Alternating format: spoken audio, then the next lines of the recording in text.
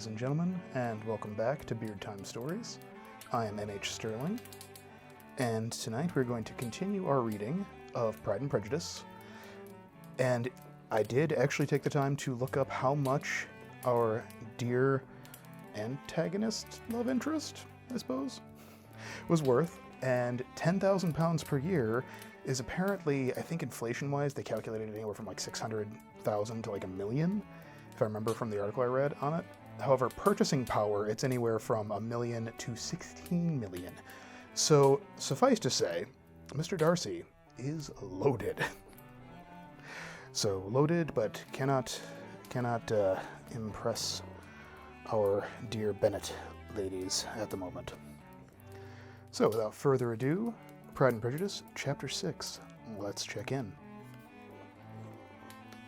The ladies of Longbourn soon waited on those of Netherfield, and if you guys don't remember, Longbourn is Bingley's estate, and Netherfield is the Bennets, I think. I might be flipping them, now that I think about it, but anyway, let's continue.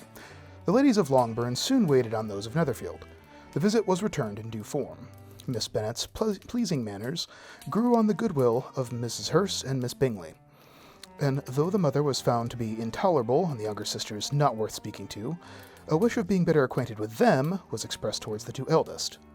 By Jane, this attention was received with the greatest pleasure, but Elizabeth still saw superciliousness in their treatment of everybody, hardly exempting even her sister, and could not like them, though their kindness to Jane, such as it was, had a value as arising in all probability from the influence of their brother's admiration.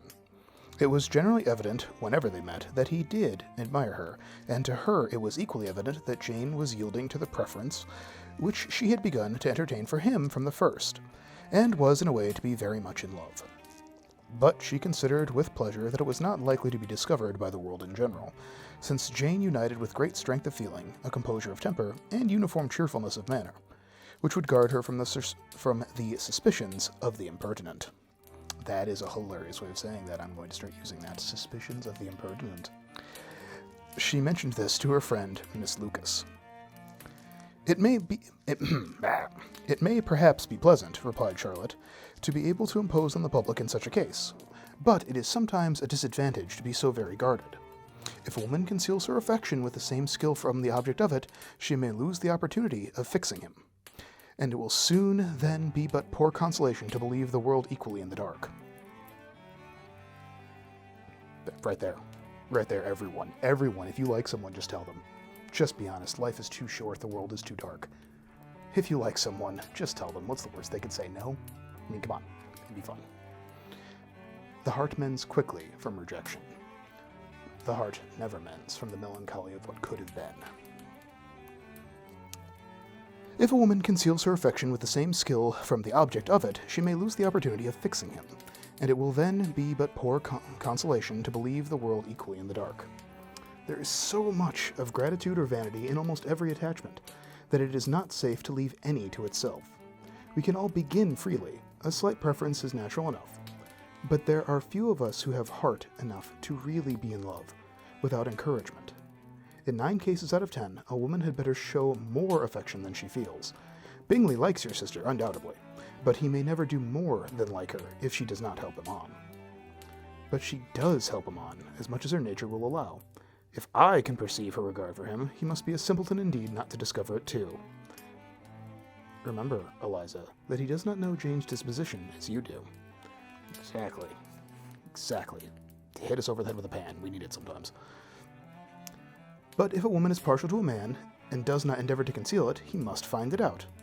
Perhaps he must, if he sees enough of her, but though Bingley and Jane meet tolerably often, it is never for many hours together, and as they always see each other in large mixed parties, it is impossible that every moment should be employed in conversing together.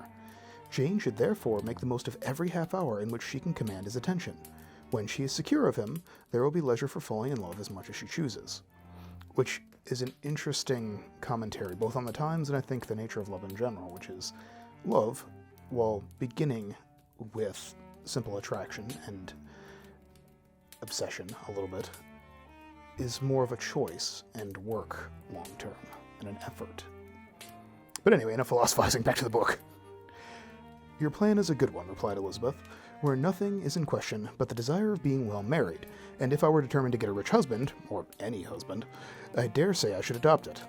But these are not Jane's feelings. She is not acting by design. As yet, she cannot even be certain of the degree of her own regard, nor of its reasonableness. She has known him only a fortnight.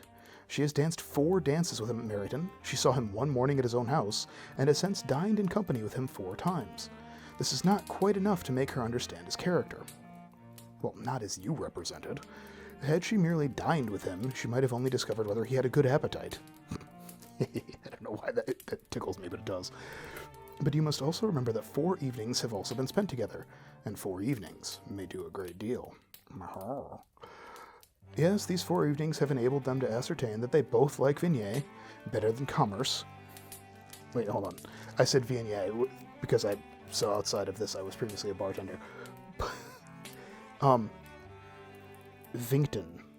I don't know what Vington is. I'm going to have to look that one up too. I thought it was Vignette first, but no, it's Vington better than commerce.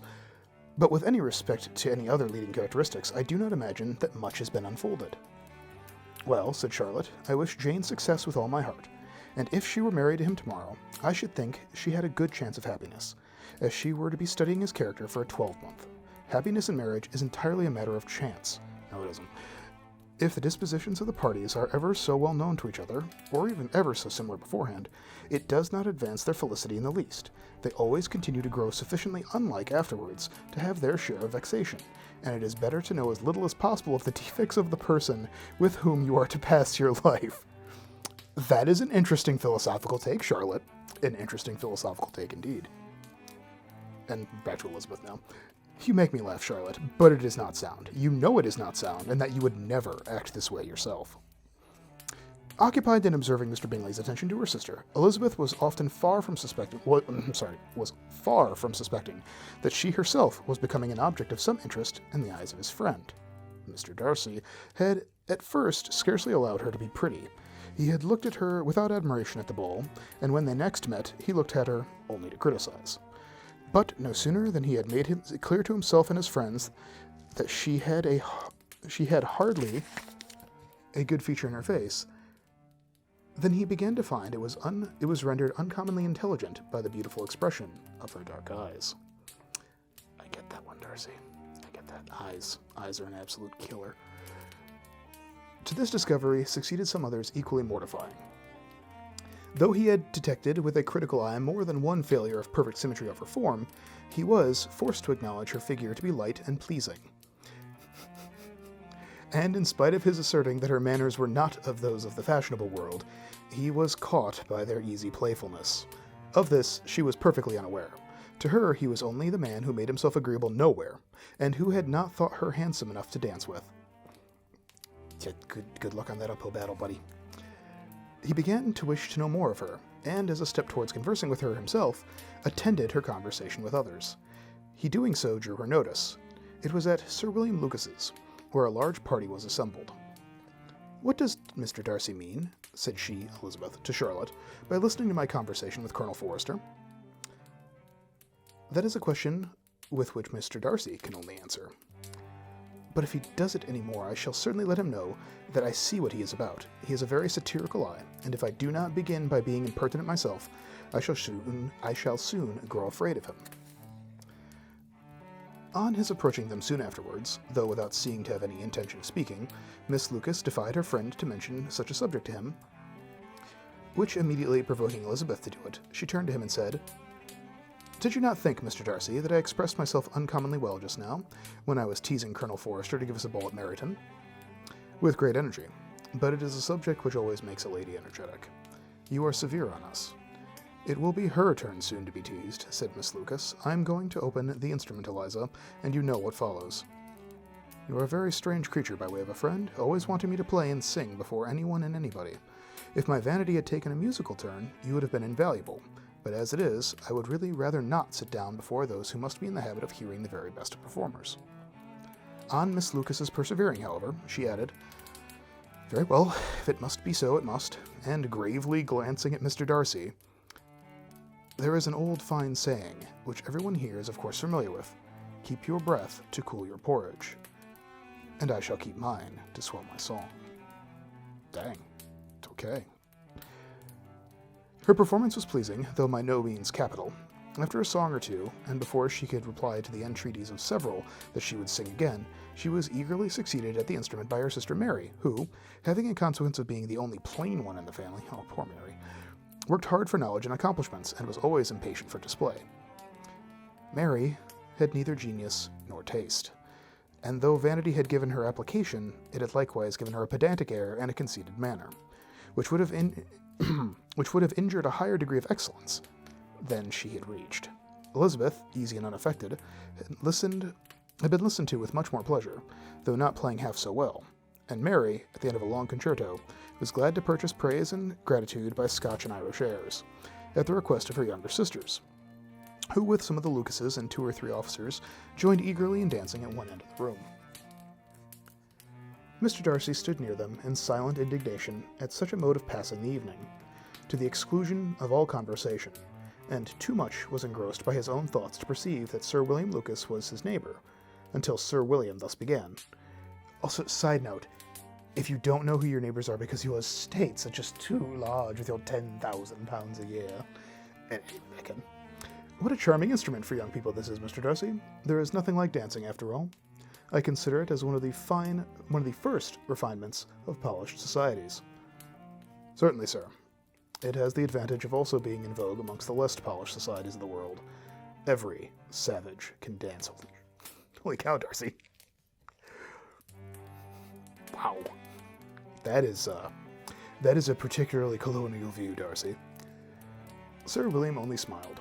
Your friend performs delightfully, he continued after a pause, on seeing Bingley join the group, and I doubt not that you are an adept in the science yourself, Mr. Darcy. You saw me dance at Marylebone, I believe, sir.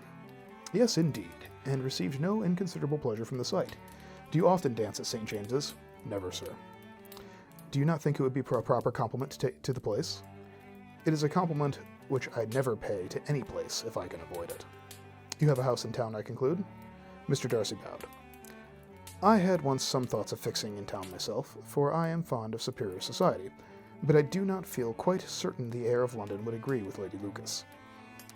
He paused in hopes of an answer, but his companion was not disposed to make any, and Elizabeth, at that instant moving towards them, he was struck with the notion of doing a very gallant thing, and called out to her, My dear Miss Eliza, why are you not dancing? Mr. Darcy, you must follow me to present this young lady to you as a very desirable partner. You cannot refuse to dance, I am sure, when there is so much beauty before you. And, oh my...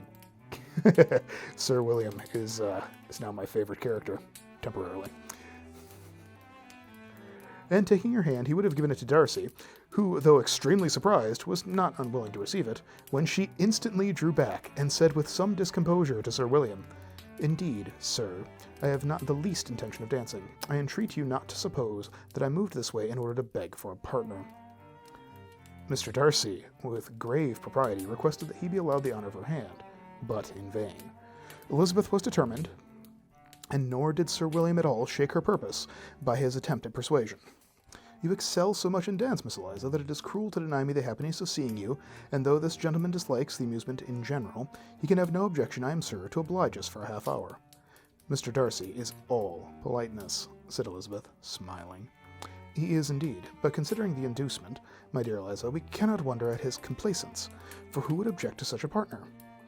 Elizabeth looked archly, and turned away.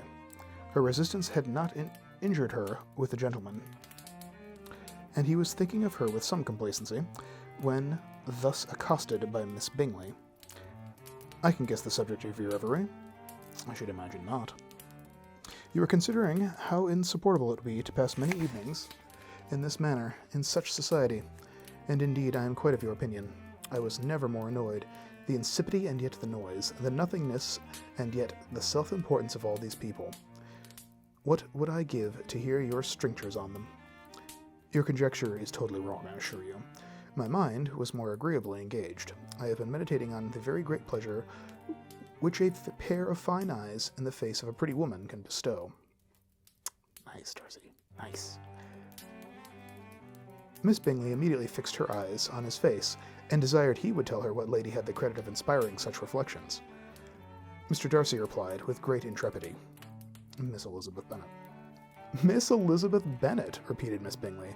I am all astonishment. How long has she been such a favorite? And pray, when am I to wish you joy? That is exactly the question which I expected you to ask. A lady's imagination is very rapid. It jumps from admiration to love, from love to matrimony in a moment. I knew you would be wishing me joy. Nay, if you are so serious about it, I shall consider the matter as absolutely settled. You will have a charming mother-in-law indeed, and of course she will always be at Pemberley with you. He listened to her with perfect indifference, while she chose to entertain herself in this manner, and as his composure convinced her that all was safe, her wit flowed long. I think we'll leave it there for the evening. Fun little repartee between our favorite characters. Have a lovely evening. Sleep well, friends. And remember, never give up, never surrender.